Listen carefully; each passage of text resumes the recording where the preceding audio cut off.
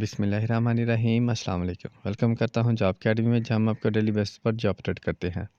Airport security foundation secretariat में शानदार jobs का ऐलान कर दिया गया, जहां पूरे पाकिस्तान से अप्लाई कर सकते हैं। बहुत ही अच्छी अपॉर्चुनिटी है दोस्तों।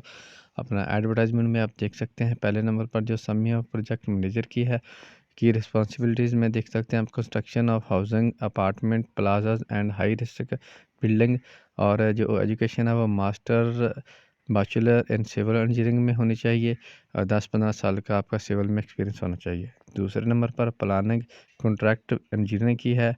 अपना इसकी जो क्वालिफ़िकेशन है वो master bachelor in civil engineering में होनी चाहिए। इसका जो एक्सपीरियंस है वो आपका 7 साल का सिविल में होना चाहिए। तीसरे नंबर पर अपना आर्किटेक्ट की है। इसकी जो क्वालिफ़िकेशन है वो मिनिमम बीएस डिग्री होनी चाहिए आपके पास और 5 साल का एक्सपीरियंस होना चाहिए। चौथे नंबर पर क्वांटिटी सर्वेयर है। इसकी जो अपना BSc BTech DE in civil engineering होनी चाहिए। 7 से 10 साल का आपके पास एक्सपीरियंस होना चाहिए।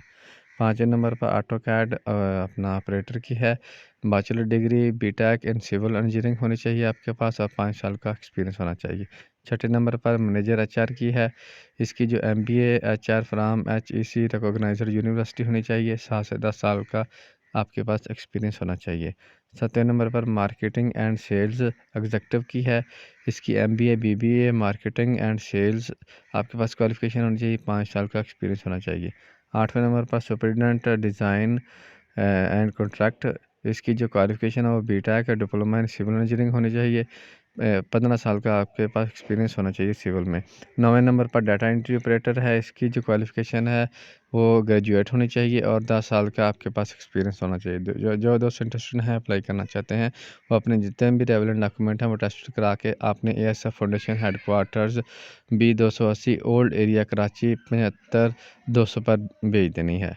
अल्लाह हाफिज़।